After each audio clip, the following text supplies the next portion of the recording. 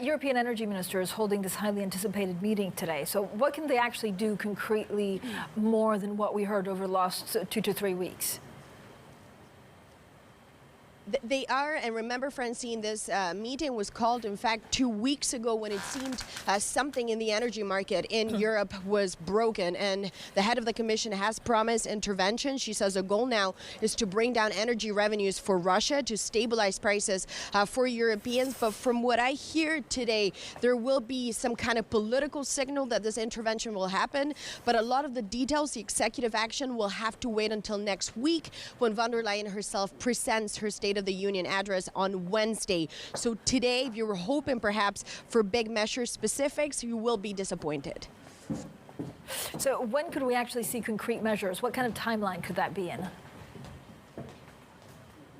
Look, I think, Francine, there's a lot of ideas. The way that I was described this meeting is that this is brainstorming, just see what sticks. At this point in the energy crisis, there are no stupid ideas. They've talked about the gas cap. They've talked about separating the electricity market, something that would look like a windfall tax, making demand destruction from voluntary to mandatory. But I think the executive roadmap will only come from the Commission next week, and then it becomes a political decision. And, Francine, European leaders are not going to meet for the time being until the start of October. So we could be in for weeks unless they decide to call an emergency meeting at the end of September.